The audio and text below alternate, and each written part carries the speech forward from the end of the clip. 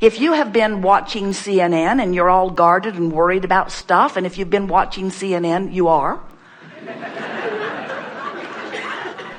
then you're offering a frequency, and probably a pretty steady, chronic, practiced one that we could even call a belief, because a belief is just a thought you keep thinking. If you've been doing that, if you've been observing your physical environment and you are pushing against unwanted things, then you have a frequency going on in your physical body that does not match the frequency of that of your source, and that means you've introduced, through your conscious awareness, resistance to the mix of vibration between you and you. And when you do that, your emotions give you feedback that help you to know that. That's what fear is. Fear is a really strong indicator that you've really got a resistant thought going on that is not meshing with the non-resistant thought of the source within you. When you feel love, you're in alignment, no resistance. When you feel hate, way out of alignment. When you feel sure, you're in alignment. When you feel tentative or unsure, out of alignment. When you're confused, not in alignment. When you're clear-minded, in alignment. In other words, you can tell by the emotion that you are feeling how in sync or not you are in the moment of the emotion. What happens with a lot of our physical human friends is that you become accustomed to the feelings of misalignment, to the feelings of resistance.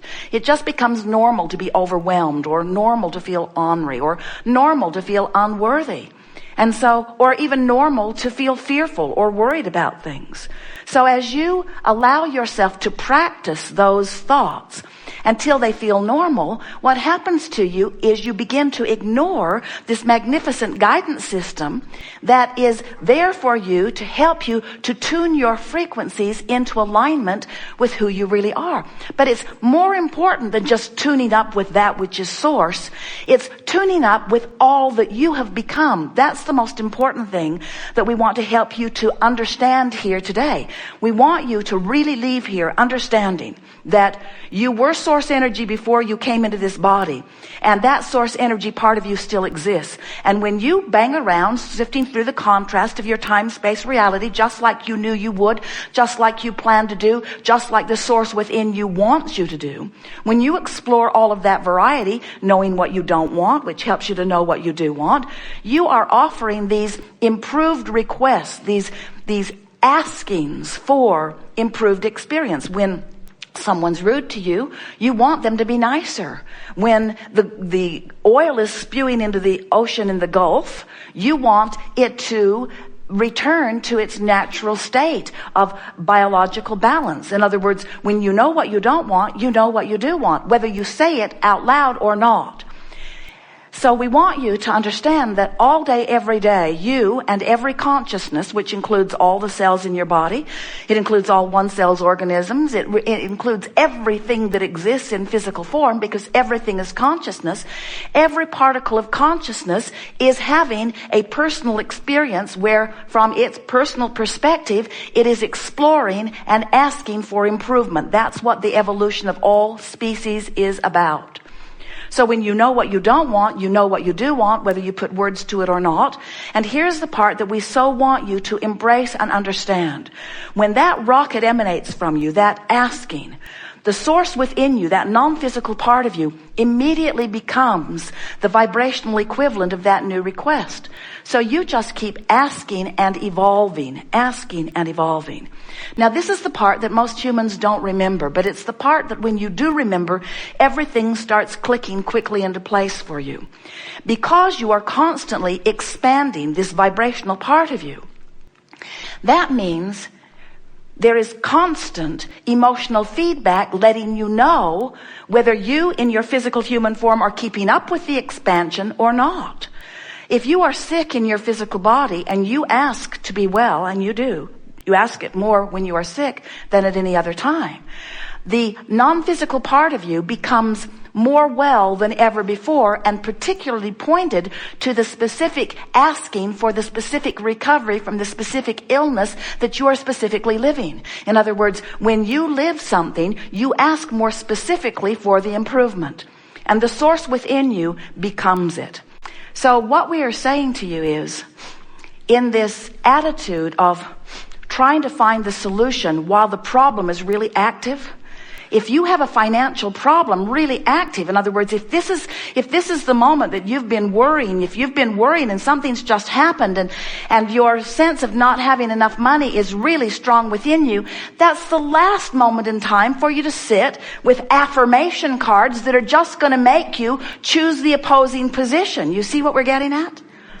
But if you find yourself in your vortex, and we'll talk about that. You're in your vortex every day, several times, and you don't even know that you are. You know that moment when your heart just sings just for a moment before you catch yourself and remember how bad things are?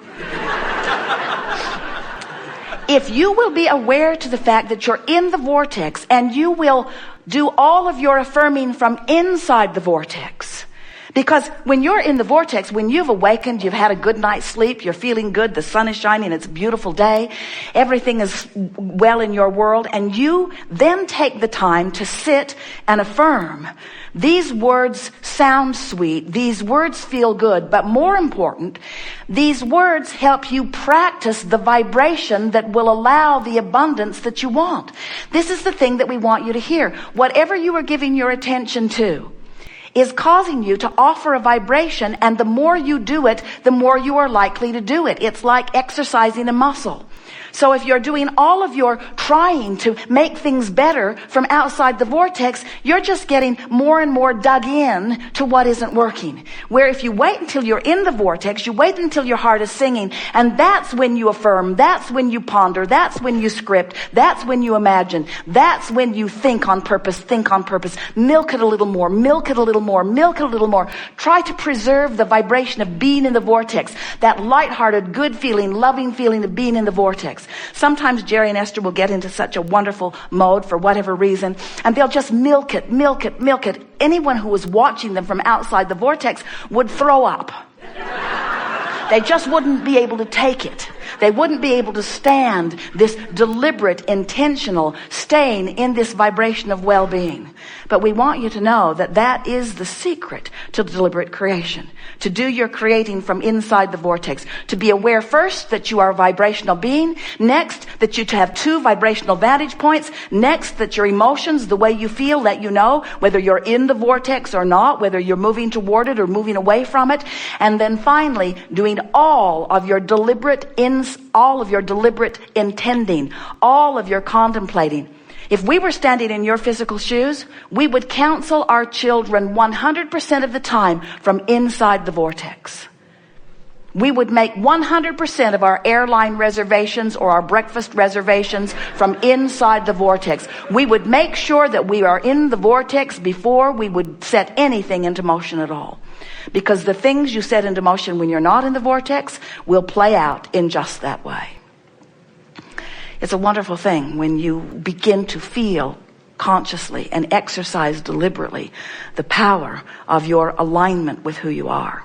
It is such a wonderful thing to be an in the vortex mentor, an in the vortex parent, an in the vortex grandparent, an in the vortex employer, an in the vortex friend, an in the vortex lover. Oh, an in the vortex lover, an in the vortex lover. There is no love so sweet as an in the vortex lover, you see. You just got to accept that you are vibrational beings.